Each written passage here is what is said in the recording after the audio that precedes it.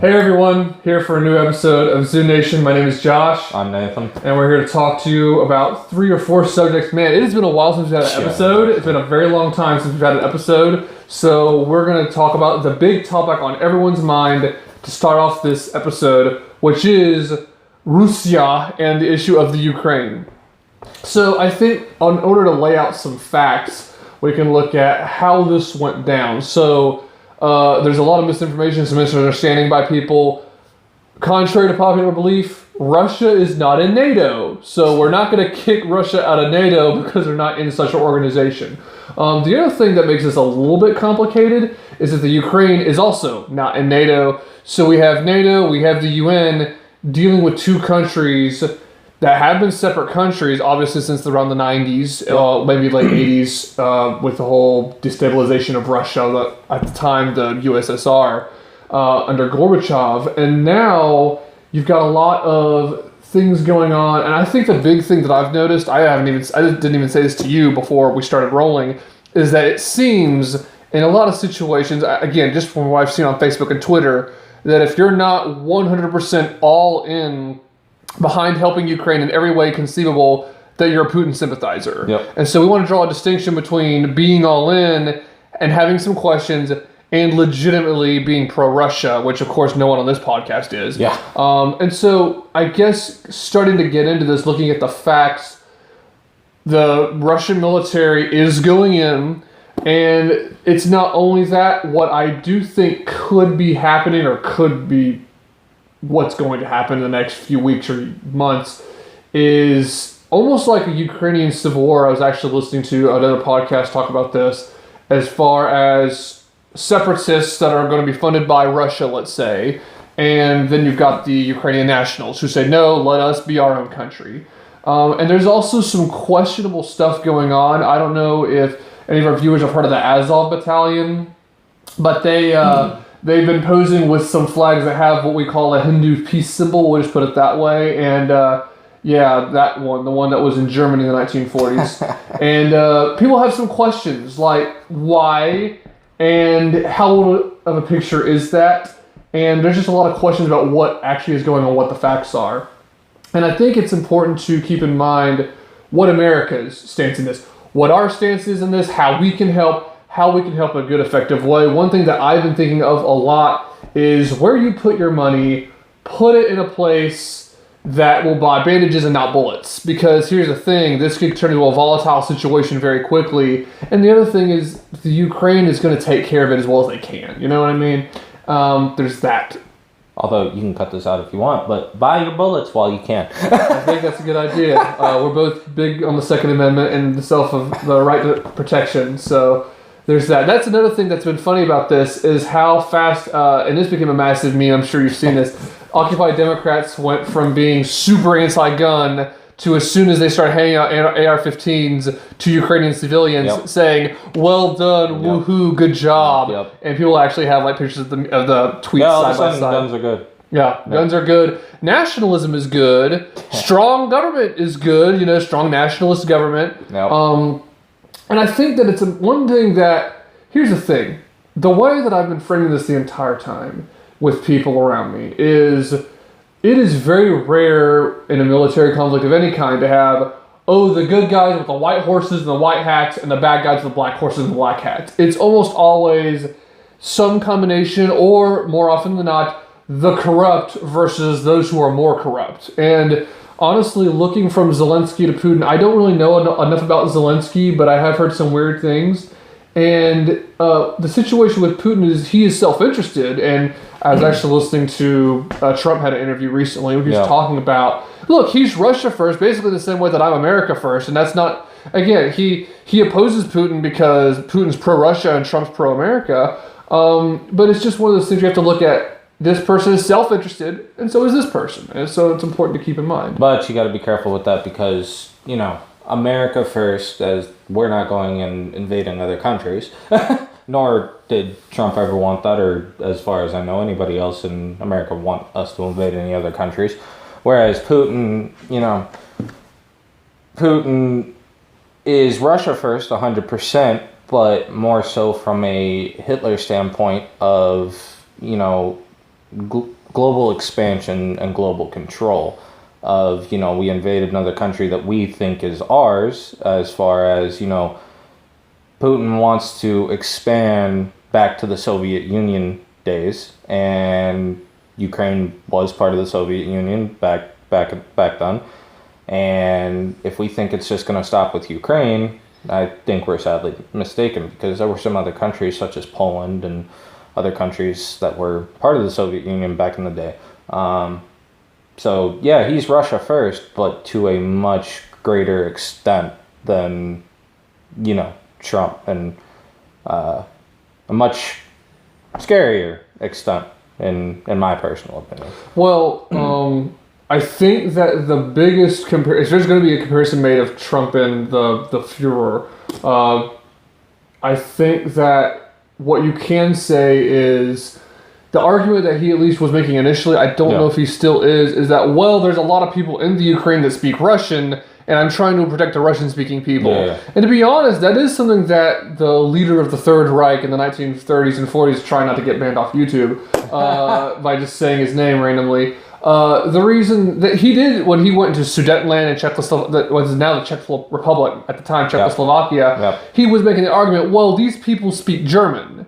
And so that is definitely a comparison. However, I think this could be a a pretty big difference in opinion between a based bald eagle like yourself and a Woodsian wasp like me, or a libertarian porcupine, whatever you want to call me.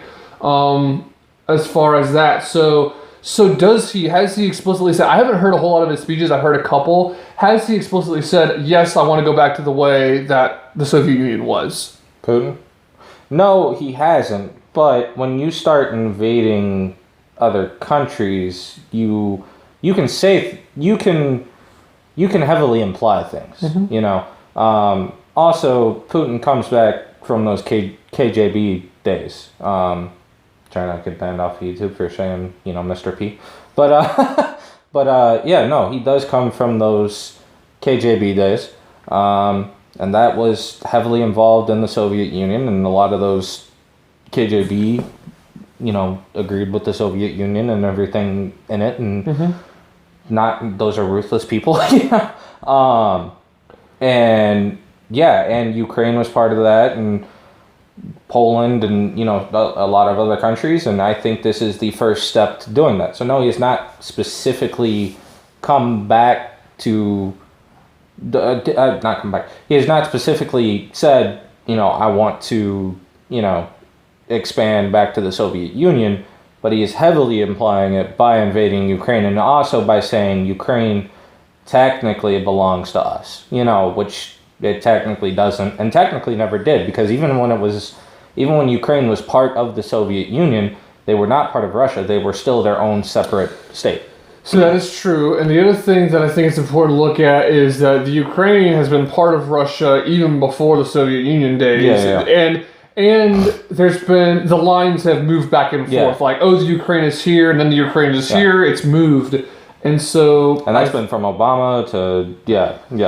That goes back to Obama, because Obama allowed him to take... correct me if I'm wrong. My understanding was that the Russians, although I don't know if Putin was in power at the time, invaded Georgia actually during Bush's years, and it was the... it was Georgia, and then it was Crimea. Yes. Yeah. Okay. Putin invaded Georgia when W was in, and he invaded the Crimea when Obama was in, which we were in high school when that happened. I remember when that happened. Yep. And the other thing is that a lot of people don't seem to realize, this is an interesting thing that I saw. I'd forgotten about this until it kind of came up in circulation recently, how soft Obama and Biden were, whenever Obama was president, on Russia. There's actually a clip, and you may remember this, although we didn't even talk about this before rolling, of Obama and the debate against Romney in 2012. And a few days ago, Romney was asked some question about national security. He said, well, Russia's a big threat. And Obama in this debate said to him that there was a question directed toward Romney about ISIS. And Romney said, well, we got to deal with ISIS in such and such a way. And Obama was then asked a question. Obama kind of took a sideways attack at him and said, Governor Romney, I think, I'm not going to do his voice. I think that it's good that you're seeing ISIS as a threat, because a few days ago you said Russia was a threat. And here's the problem. And he made fun of him in such a stupid way. Obama says, you want to bring in the foreign policy of the 1980s. Yeah. You want to bring in the social policies of the 1960s and the economic policies of the 1920s, which honestly sounds kind of good. Yeah. But I don't think Romney actually would have done that. But anyway, all this, and then there's another thing that I saw where Biden again was talking about how, look, Romney, Ryan, this is, Biden back in 2012 or about 2011, 2012, Biden talking about how, Romney and Ryan are criticizing Putin, but he's been dealing with us with oil, and we have a pretty good relationship. So That's part of the problem. so we have, that's A, and B, it is so hysterically hypocritical for these two people to be the way that they are towards Russia. Then Trump gets in, and he's actually harder on Russia, and he's called Putin's puppet. There's just no consistency there. I didn't even vote for the guy in 2020, and I don't see it at all. He ticked off Russia. He gave the Ukrainians during when he was in power, he gave the Ukrainians tank busting units, which he gave them deadly weaponry, which Obama and Biden would not do. And honestly, some of what they're firing now into They got Russia, blankets. yeah. Well, what the Ukrainian military is firing into Russian tanks now, a lot of it came from the Trump administration. A lot of it did. So it's just something to keep in mind. Now, again, I think another important thing to keep in mind with this whole situation is how to stand up, but at the same time de-escalate. Any of us, if we were in a situation of self-defense, it gets tricky when you have a country. Oh, yeah. Would want to defend yourself, but at the same time not escalate unnecessarily. So the question is, how can the U.S. help the rights that help a people that wants to be independent without getting embroiled into a conflict that will just continue to get worse and worse and worse? Because we don't want to give money to the Ukrainians and then Russia gets mad at the U.S. and either sends a nuke or something similar that really wrecks the U.S. economy. And they're trying to flex their muscle. It's not a very big muscle because Russia does not have a huge economy. It's not like China, for instance. But they're trying to flex their muscle now, which is, well, we're not going to sell our oil, which already the whole world was like, we don't want to buy your oil, which is kind of a funny move to be like, it's kind of like a little child being told, go to your room, and the child's like, well, I'm going to go to my room. It's like, yeah, you were just told to. So as a result, I think that it's important to keep in mind how to move forward safely and to stand up for what's right, but not make a bad problem worse. And what is your take on that? Well, what should be done? Oh, it's not going to happen. But what should happen is we should stop buying Russian oil. Rule number one. Just no more Russian oil. Like, it should have been stopped even before Russia invaded. As Russia was doing these military drills, which if anybody with half a brain should have known these were not military drills. You don't put, several 100,000 troops out there. Well, we're talking about Biden. Well, yeah, this is true. But you don't put... You said half a brain, so I had to get that in there somehow. Yeah, you're not wrong. And we're also talking about Jen Psaki. But, that's yeah. Are you sure she's a redhead? Are you sure she's not a blonde? Peppermint Patty, yeah. Anyway, but yeah, no, that should have been something we should have... The sanctions... Look, Russia's been getting sanctioned for 25 years. Russia doesn't care. The sanctions don't do anything. Now, the banking thing that we are doing as far as cutting off 80% of the banks, okay, why not cut off all? Because 80%, there's still 20% that Putin has access to. So maybe you can educate me. Does that mean that if you are someone that is in Russia or someone that Sadly, it affects, it affects everybody there. Like, it does not just affect Putin. And that's part of the Problem is, Visa, like the company, Visa has completely cut off, like, if you're a Russian, you basically cannot use their services. Mm-hmm. Like, if you're in Russia, not a Russian, but if you're in Russia. Right, so in other words, if you're a Russian national, like you're born there, but you're in here, it's not going to affect you. As far as I understand and I've read, yeah. Yeah, because if that were happening, I'd be against that. Yeah, right, yeah. Yeah, I'd be against that. I'm, to an extent, still against it, just because the Russian people, for the most part, are being fed a bunch of propaganda and really aren't, even some of the Russian soldiers, now that's a different story, but even some of the Russian soldiers aren't necessarily for this war. There's stories out there of Russian soldiers cutting gas tanks because they don't want to go to war. you know, because they don't want to go into Ukraine. They one, because they don't, they know there's no reason to, they don't want to kill innocent people, they, you know, just all that. But the Russian people as a whole have nothing to do with this, so we should not, or Visa in this case, should not be touching the Russian people, you know. Right. So innocent, which unfortunately this is part of war. I get it, but Visa doesn't need to get involved in this war now. However, with that being said, like I said, it is part of war to an extent. But the way you could do that is like, hey, Putin and his high ups. So like, just eliminate the high ups. Like, if he somehow uses Visa or whatever, you know, all the credit card companies and all that can completely just be like, nope, can't. Like, yeah, no way. Just completely shutting off all access. Instead of affecting all the Russian citizens, because yeah, that's a major effect, for sure. But originally, what we should have done is, as soon as Putin put troops in Ukraine, and even on the border, even on the border of Ukraine, we should have been like, all right, you know what? We are buying less oil from you now. Maybe not stop the oil. Fine. You don't want to stop the oil production? Fine. Or the oil buying? Fine. We won't stop the oil buying completely. But you put more troops on that border, guess what happens? You start taking more and more away.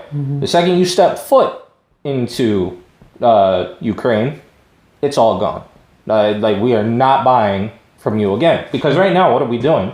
We're still buying from Russia, who is number 3 in our oil production. So therefore, we are, in a sense, supporting Russia. Not necessarily intentionally or any of that, but you are supplying money to Russia by buying from them. So we should have slowly started cutting off oil, like, as they got closer. I mean, again, anybody with half a brain knows what's coming. Nobody does that. That's not a military exercise to that amount. And yeah, so that slowly toning down how much you're buying and, you know, seeing if that does something. And if you step foot into Ukraine, boom, gone. Probably would have been a better tactic. And yeah, and obviously you never want to resort to the nuke tactic or anything like that. That's a harsh tactic. But you know, back with Trump, I think there would have been some talks of, and even Trump said himself, you know, Putin didn't necessarily believe him fully to some of the stuff he said about, like, bombing if he does X, Y, and Z, but he believed him 5%. That's all you need. 5% enough to be scared of, like, okay, yeah, Moscow gets bombed if you do X, Y, and Z. Okay, I'm scared of you 5%. To where I'm not going to do it because maybe that 5% of me is actually right. So, yeah, that's also one of those things of, you can throw out some defense tactics of, hey, if you even do remotely something close to whatever, you know, draw the line. If it's crossed, if you do it, these are your repercussions, point blank, period. Because right now, Russia's getting away with everything with no repercussions. And now America, now that's a actually getting involved type thing. But now the oil production, the stopping oil buying from Russia and everything, that's not necessarily getting involved as far as in the war. Which, to my knowledge, was an EU thing. Is that correct? I don't know if Britain was involved with that or not. And you said, you bring up some interesting points, because I don't want my country, my government's money going to an administration in Russia that is doing this. However, unfortunately, gas prices were already going up, but they're significantly going up even higher. Yeah, and Jen Psaki's a liar, by the way, because Jen Psaki wants to blame all the gas prices going up for on Putin invading Ukraine. That's not why the gas prices were going up. The gas prices were going up because we cut the Keystone Pipeline, and we cut a bunch of our oil production, our own, you know, energy independence,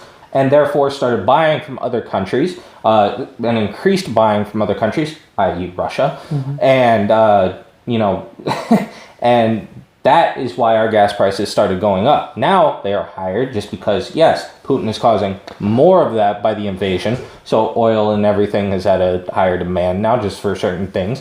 And we are trying to find gas from other places instead of, hey, let's put the Keystone Pipeline back together. Let's actually make jobs that we put out of business. You know?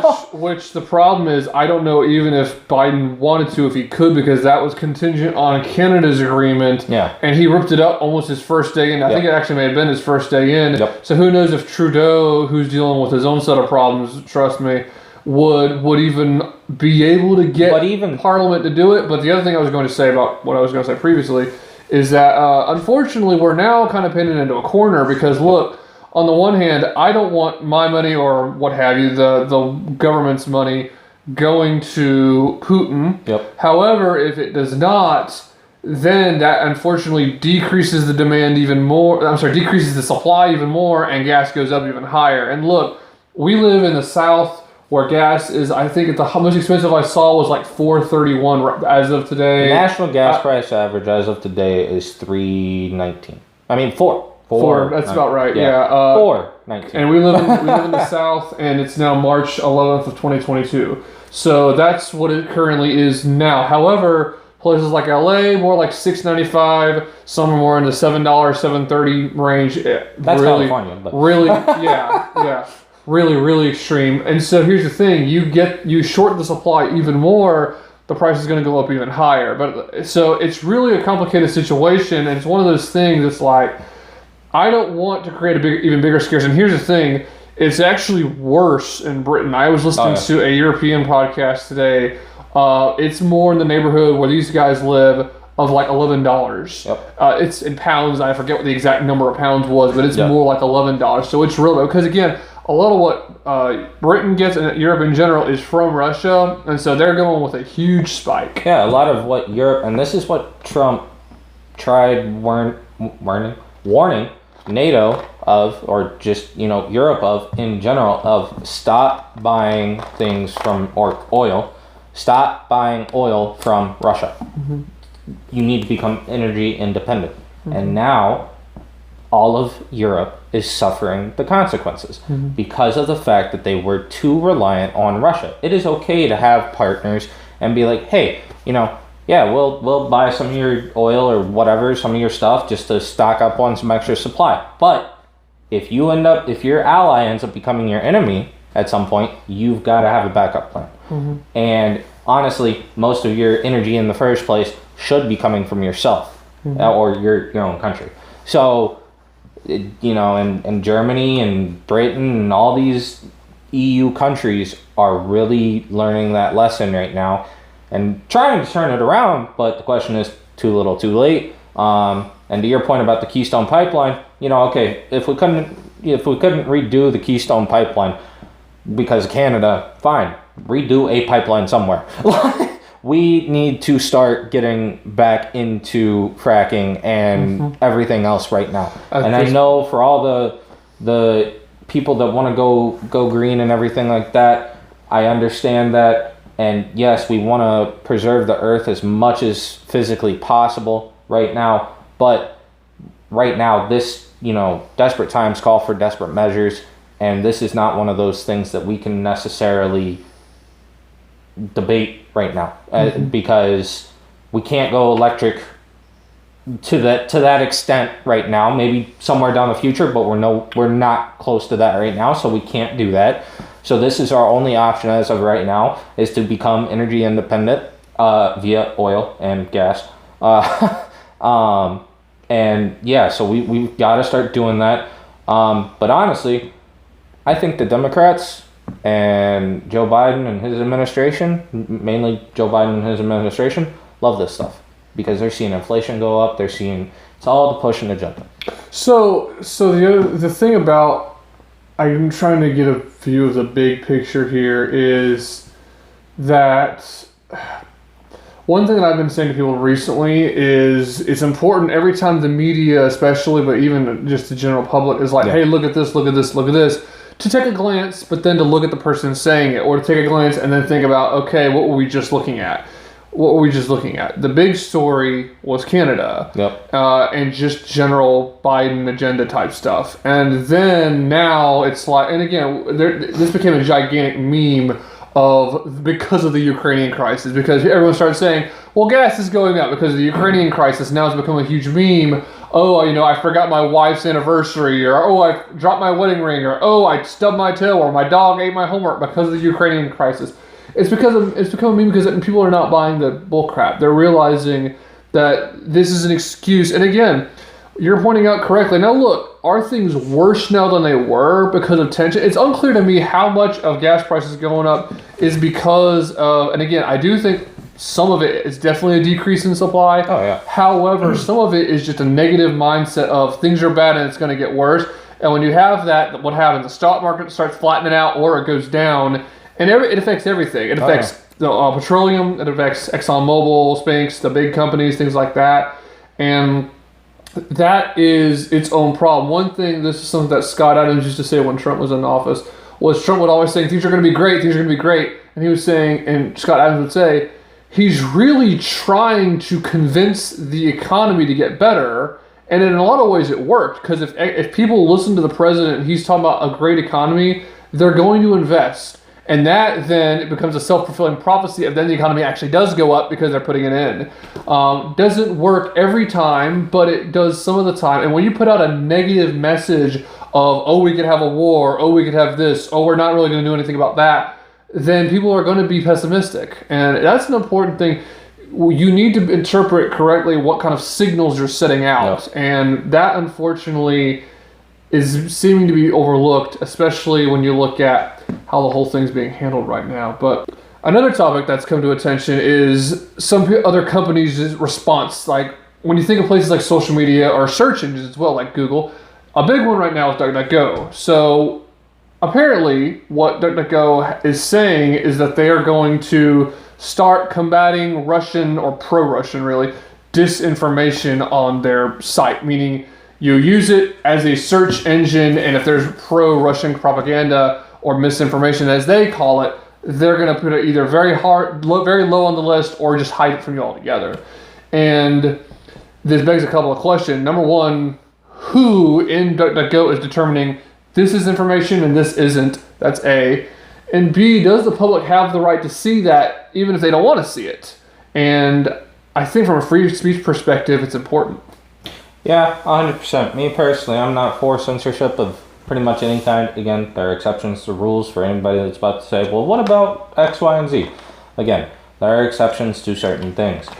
Sadly, propaganda, for the most part, is not one of those. I mean, if Russia wants to spew a bunch of Russian propaganda, I mean, freedom of speech, I believe in freedom of speech across all platforms, and yeah, again, like I said, with the exceptions of things, but yeah, it is, my stance is, if people want to be stupid and misinformed, let people be stupid and misinformed. It is not our job to say what, or anybody's job to say what you can look at or I can look at, except for, again, exceptions.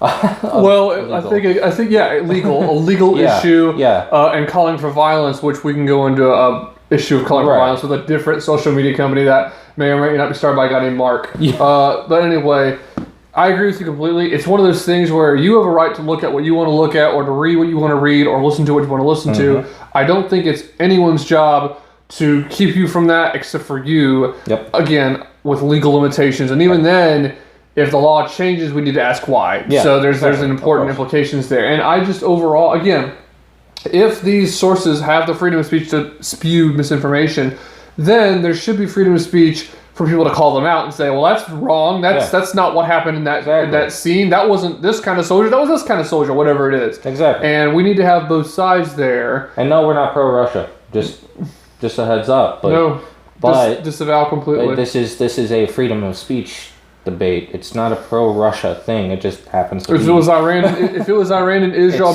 I'd be saying the exact same thing. It's the same thing. I'd be saying the exact same thing. It is the same thing. And again, it's you know, if I'm the one being misinformed, it's your job to an extent to say, hey, that's totally wrong. and here's why, and show me whatever legitimate source you actually have as far as Right. why it's wrong and what's actually going on. And then the debate becomes, well, who determines what is real and what's not real? Well, with censorship, it's the same thing. Who determines what's misinformation and not misinformation?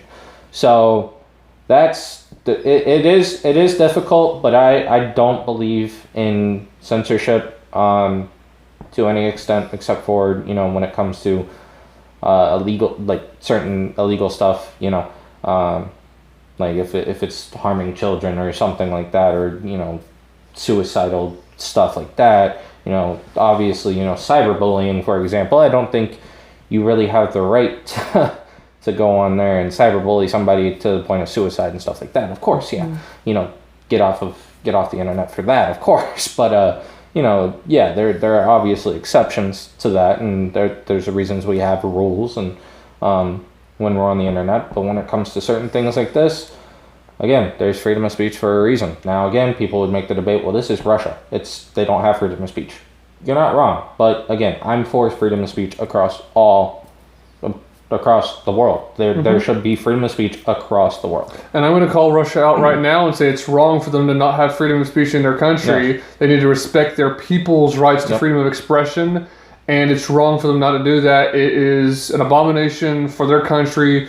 And I have heard at least one source say that some people in Russia are not even aware of what's going on, or they have a very twisted, limited version about what is going on. Some of them may not even realize they're in a war, which, to be honest, depends on how informed you are. There's probably people in our country that aren't really sure what's going on. I mean, that's not a special... But at least we have the freedom of information. Right. No, that's good. To an extent. Right. Overall, on balance, much better than other places. And, Right. Thankfully. And but we can head down those rabbit holes too anytime. Right. That's the problem. We've got to pay attention to other things. And it's important to talk about this even in our country, just because we don't want to get to that place. And then you got the whole thing going on with Canada, where can you even give money to an organization that is not doing anything wrong, like Give Send Go? Or are you going to be hacked and then you end up getting fired or put in jail by the Canadian government? Really scary situation that we can go into hopefully another time. Yep. The other thing that we talked about in terms of Ukraine was that there's a lot of people talking about bioweapons. Yes. And you brought up a legitimate question shortly before we started rolling. Well, what do you mean by like a bio lab? Because there's actually, to my knowledge, no one is saying, there's people that are saying this, but I haven't seen proof. Right. Oh, there's a bioweapons lab in Ukraine. I haven't seen a document. Right. I've heard that claim, but I don't know. I have heard other people say, well, look, there's a lab, but it's for research purposes. Right. And look, that could be anything. That could be anything at all. We have no idea if it's... We have bio labs in America. Right. Yes. Yes. There are bio labs across the world. That's not a problem. Now, a bioweapons lab, that's a different story. That's a legitimate problem. But again, like you said, there's no, as far as we know, that neither one of us has seen, there's no legitimate claim of, there's claims obviously, but legitimate claim of a bioweapons lab in Ukraine. Also, the question is, even if there was, who actually owns these bioweapon labs, right? Is it a private company? Is it owned by the government of Ukraine? Is it owned by the U.S. government? Owned by Russia, and they're just in Ukraine, right? Like they shouldn't be, or what's going on? Or by a private individual who has ties to Russia or ties to Putin. Yep. Who knows the exact full extent of that, and who knows if that was, or it may have been, or it may not have been, a motivating factor for Russia to invade. Again, as we've kind of established, they already have motive, but this could be an additional motive of like, well, we want to grab this. Yep. Who knows? It's just, to me, it's one of those things that there's a lot of people that say this and like, oh, it all becomes clear. And it's like, there's other resources in the Ukraine. There's other reasons for Russia to invade. So we don't want to jump to dangerous conclusions. That's what it comes down to. And we need to do...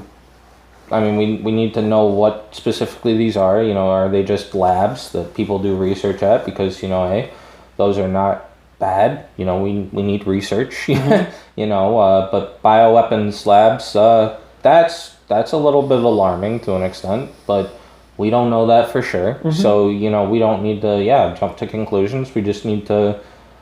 When a claim is made, you probably should look into it, though. So there needs to be some looked into this as far as, like, okay... what are these? Are they labs? Are they weapon labs? What exactly are they? But as far as saying, oh, they are, we have no idea. So just looking into it and informing ourselves is what needs to happen. And also it's part of the Russian propaganda though right now, as far as making the claims of oh, they're bioweapons labs, like, oh, Ukraine's got bioweapons labs and they're planning on using it against their own people. That is part of the Russian propaganda kind of seeping through just through the media, even across our own country, just because misinformation can get anywhere.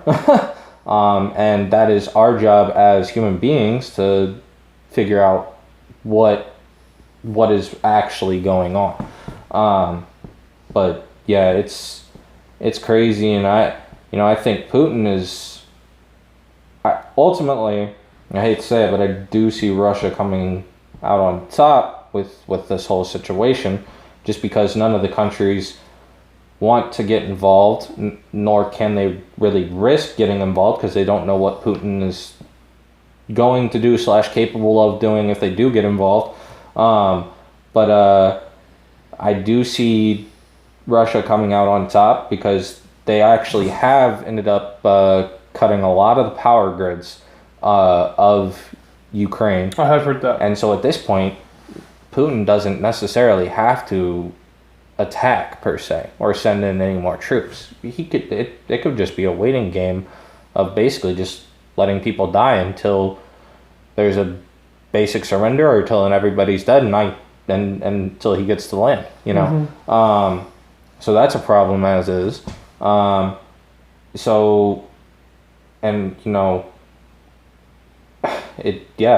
just don't see Ukraine coming out on top without help, and if they get that help, it turns into a World War III.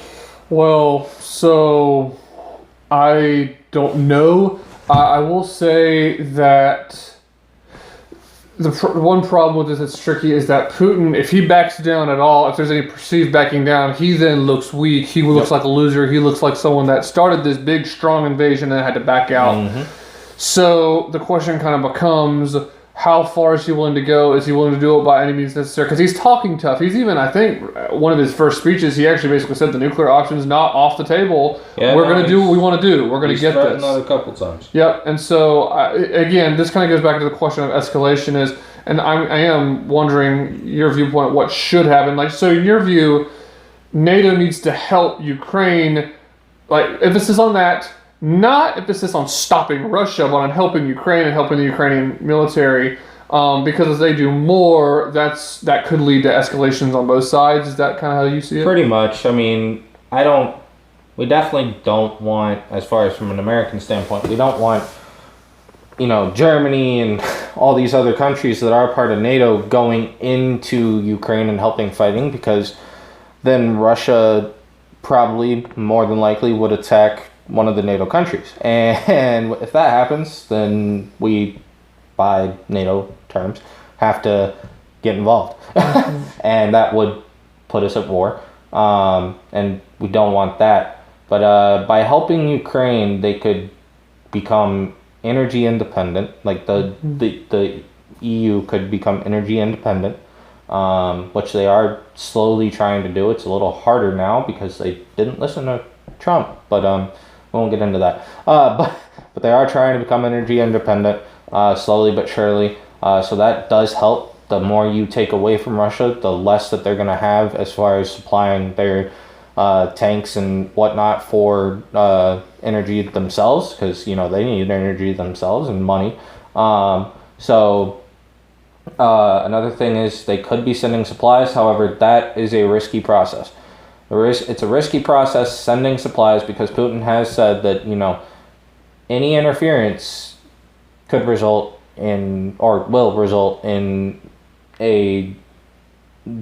some retaliation. Yeah, retaliation like never seen before. Mm-hmm. So now, is he threatening nuclear war? Who knows? Is he threatening just a massacre bombing? Who knows? But apparently, according to, or is it an empty threat? Who knows?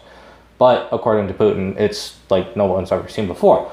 So you've really got to, you don't want to play by the enemy's rules, but you've, to an extent, got to be careful for your own sake too, for your own country's sake, because you don't want to start World War III here. But at the same time, it's you want to help as much as you possibly can without escalating things further than they already have. So. Right. Again, I want to de-escalate as much as we can, and it's a very unclear path forward. How do you do it in a way where Russia will actually stop and not escalate further? And unfortunately, I don't think anyone in the current administration has the brain or the judgment to do so. There's probably someone in the upper military that has an idea, but unfortunately, are they being listened to, or are they being trained about gender sensitivity? That's the other problem. And again, that's what I mean by the brains in charge. I just don't really see it. And so I think the big thing that we can talk about the Facebook thing, and then we can kind of close out Ukraine. Yep. Is to pray. Be careful where you put your money. I would say right now, do as much for bandages and not bullets, and just pray. And from there, after that, it's your own judgment call. But the reason I bring up Facebook is because what they've basically been saying is if you live in, I think it's Russia, Lithuania, Latvia, or the Ukraine, they are allowing you to call for violence. Violence against the Russian military, and actually violence against Putin himself.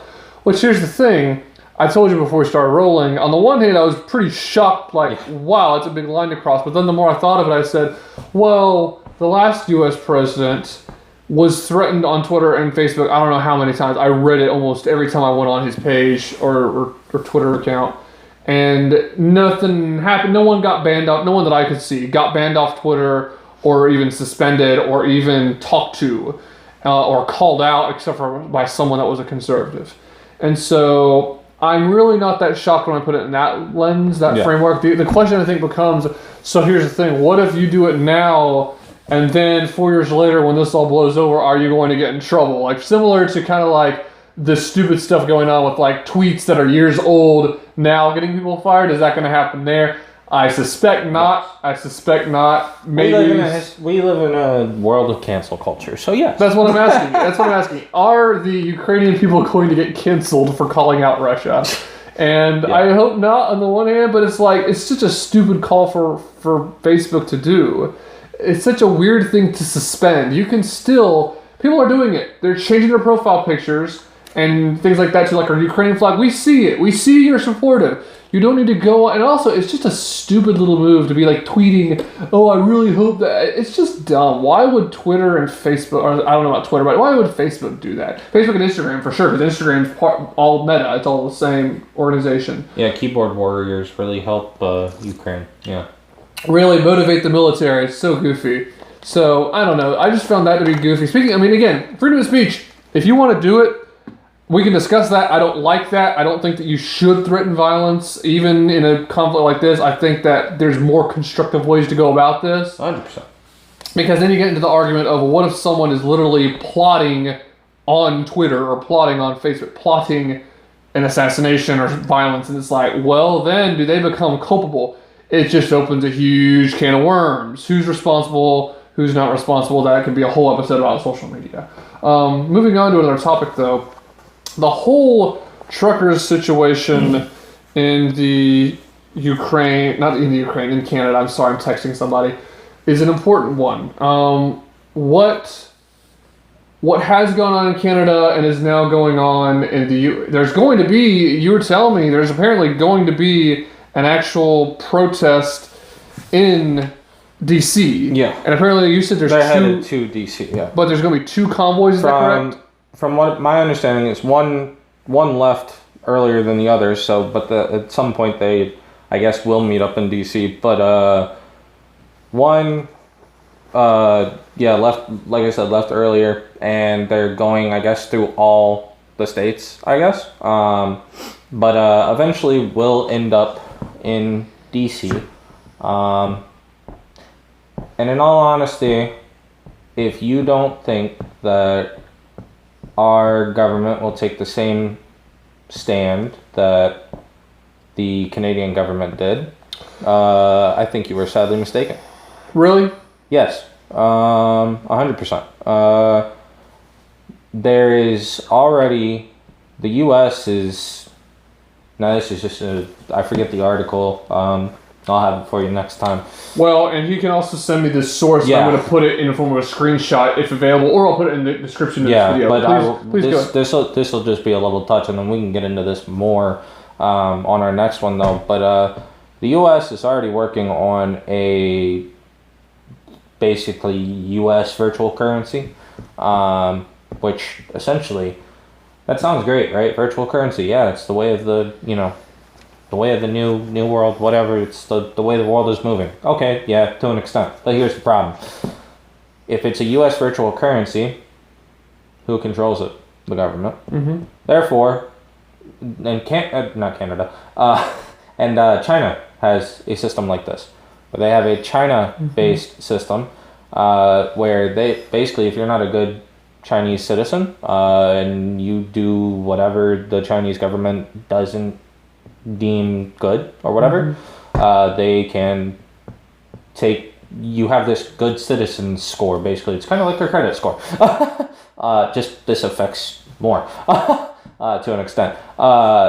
They can actually take money out of your bank account. This makes it a lot easier, because if we have a US virtual currency, we can move to a cashless society, and because it's hard for the government to take cash from you other than taxes, but it's, which we Theft. all, yeah, which we all love taxes, but yeah, it's slowly moving that direction. Now again, even with that aside, Canada froze bank accounts of people that were even participating, even if you were related to somebody and like sheltering them or whatever, even if you were a neighbor and helped them in any way, shape, or form with these protesters, your bank account also got frozen. Mm-hmm.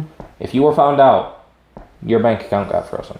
The government in our in the U.S. in our country in our country does not necessarily have that power to an extent. Well, they don't have it yet. Yeah. I think now, here's the thing. I think they want it. I don't think they have it but yet. they do have that influence.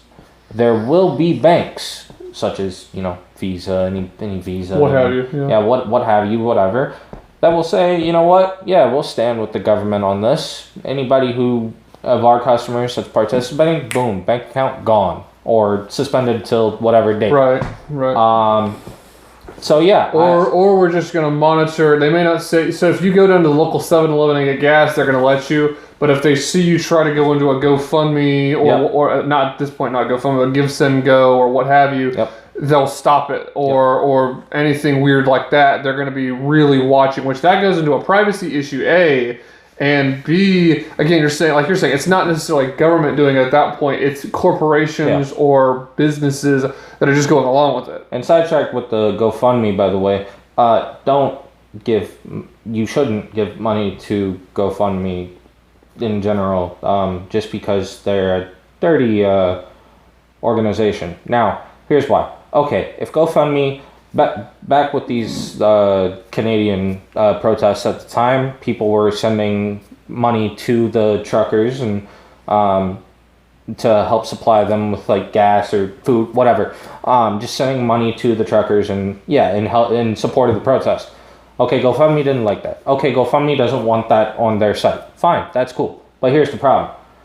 The money did not get sent back to the people. And it was, I believe, again, the numbers were around $2 million, if I'm not mistaken. That sounds right. We can get those numbers for the next one just to double check. But yeah, it was around $2 million. That'll be on our Instagram, by the way, and that'll be on our Facebook page, and I'm going to put that in the comment section of this YouTube video.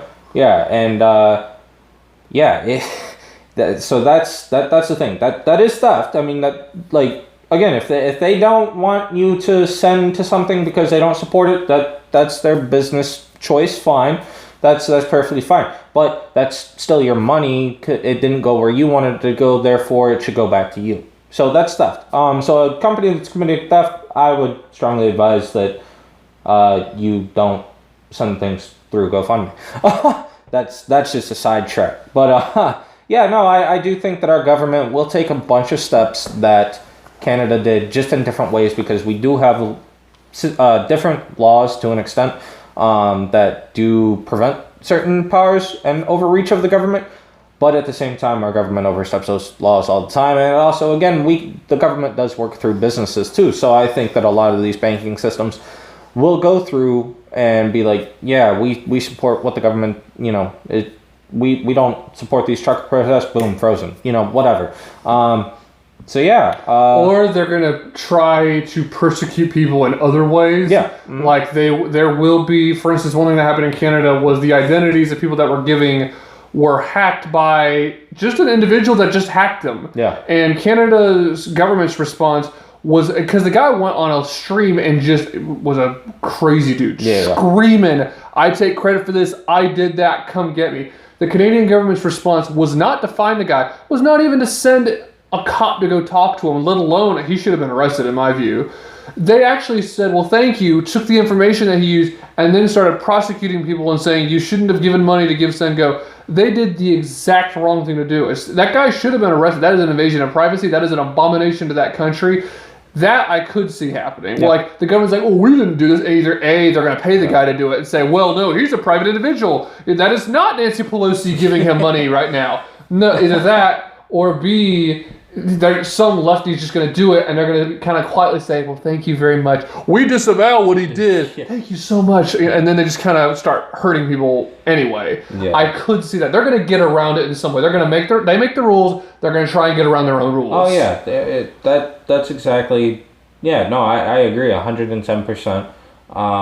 And to the truckers or anybody that's going to participate in these protests, and if they do hit Washington, they hit Washington, whatever, be careful, and I hope that you are ready to make a serious stand. I hope that you are prepared to possibly go to jail. Be careful, be peaceful, and... Yeah, stay peaceful. I mean, similar to January 6th, do not play into their hands. We need to talk. And also make sure that if there's someone that's a Fed, back away. You'd be like, we can tell you're trying to rile the crowd up. We're not about that. We're here to just talk. And that's what we need. We need more discourse, peaceful discourse in this country, not anger and division. And much like January 6th, we need to make sure that anybody that's trying to turn this into a January 6th, I use the air quotes because we'll talk about January 6th on our next episode, because there's some interesting stuff. That shockingly, the conspiracy theorists are actually right about some things. FBI is not nice. I'm so surprised.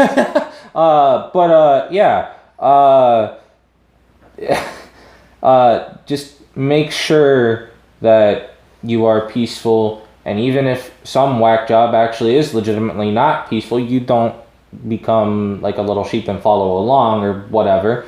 Let that person that's trying to cause issues cause his own issue and let him, get dealt with by the police or whoever, security, whatever. But don't make a whole thing of it. Be there to protest, and just be there to protest. That's it. I am in support of peaceful protest. I am not in support of, violent protesting of any type. I don't care what it is. Also, again, if BLM or something, Antifa or anybody shows up trying to cause violence, just remain peaceful as much as physically possible. And like I said, I hope that you are ready to stand for your beliefs wholeheartedly and not back down, because the government, I believe, will pull the same stunts that Canada did. I mean, shoot, Canada was euthanizing animals of people that got arrested. If the animals were not if the animals were not claimed in 8 days, which how are you going, or found a place to stay, as far as like if you couldn't find a buddy or whatever to watch your cat, dog, whatever, in 8 days while you were in jail, then they took your animals. Some people's children were also taken.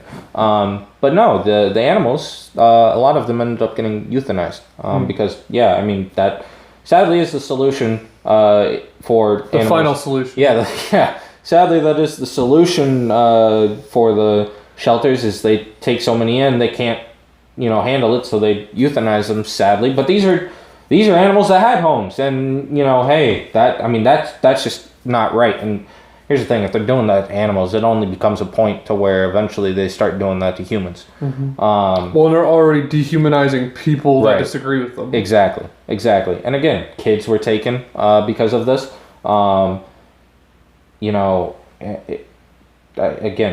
I just hope that these truckers and people participating in these possible protests are ready to stand on the lot and are ready to basically lose it all. And I support you wholeheartedly. And I think you are doing the right thing. And see, for anybody that ever watches this and says, well, they have nothing to protest on. Well, guess what? You're allowed to protest on whatever you want to protest. If I want to protest on people having pink hair, it's a stupid protest, but guess what? I'm allowed to do it. That's how it works. So, yeah, it doesn't matter if you think they have nothing to protest or stand on. You are allowed to protest as long as it is peacefully protesting.